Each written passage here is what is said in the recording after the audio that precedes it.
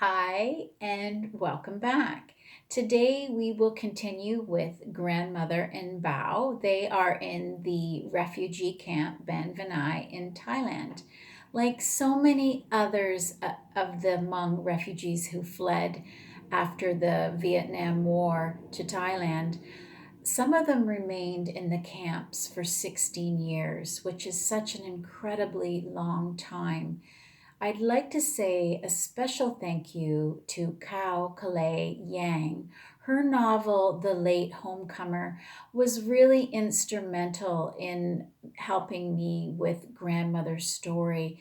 She tells a it's a beautiful memoir about what life was like for them in these camps. And one of the stories that struck me, she talks about the young children playing, and they would play Vietnamese versus the Hmong, and the children would run around, with their little guns, and they would chase the Hmong children. And none of the children wanted to be the Hmong; they wanted to be the Vietnamese with the guns. And I just thought how incredibly sad. I ended up using this story in my novel because it impacted me so much. And also, the information of what it was like daily in the camp also made it into the novel, too. So, a big thank you to her and for her bravery. Let's continue with grandmother. I wanted to sleep so I would forget I was hungry. Sometimes when I slept, I dreamt about food. I dreamt of mountains of rice. I slid on my bottom, my hands scooping up piles as I went down. The piles grew larger as I continued to slide. They grew as tall as my shoulder, and then they towered high above my head. I was laughing the whole way down the mountain.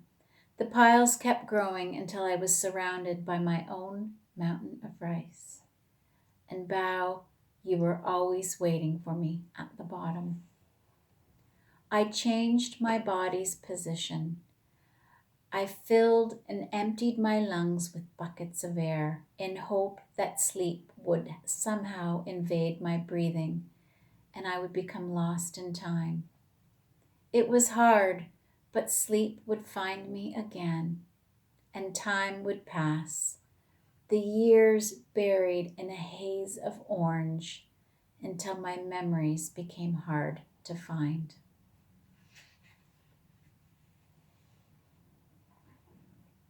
Homes with long wooden rooms were constructed. We slept in a room connected to many other families.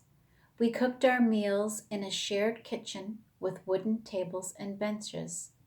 We ate from chipped, cracked white bowls. Despite having protective walls around me, my hands were taken away from me. I, like many other Hmong, relied on the hands of others to bring us life. Big Hands helped us. Under the supervision of the Royal Thai government, Ban Vinai was built by our people with U.S. government funds. These hands broke through our tragedy and held onto our thin, dirty hands. Without these hands, we would have fallen. The UN hands took names and birth dates. They registered us as refugees of war. They provided rice, water, clothing, medical care, and schools. As the monsoons came and went, by 1986 the camp became more settled. 400 acres became home to 45,000 people.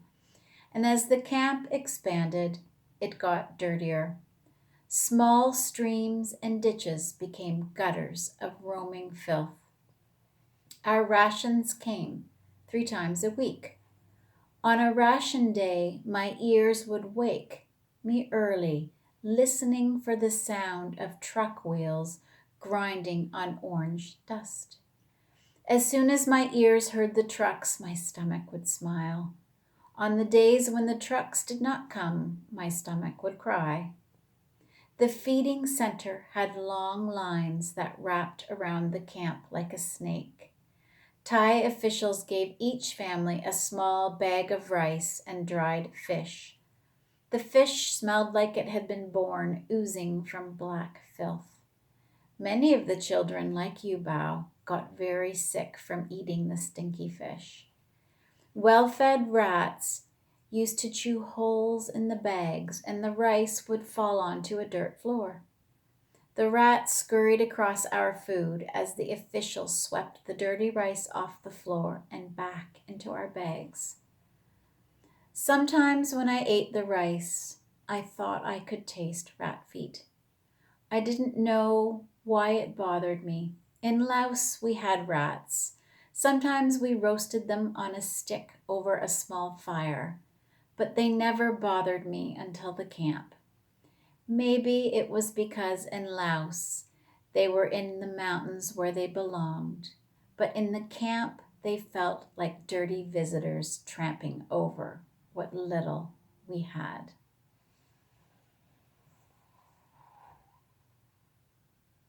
Tomorrow we will venture to Thailand to find out what Isra is up to, because we know Isra has a plan and she is going to get herself out of prison. Thank you for listening.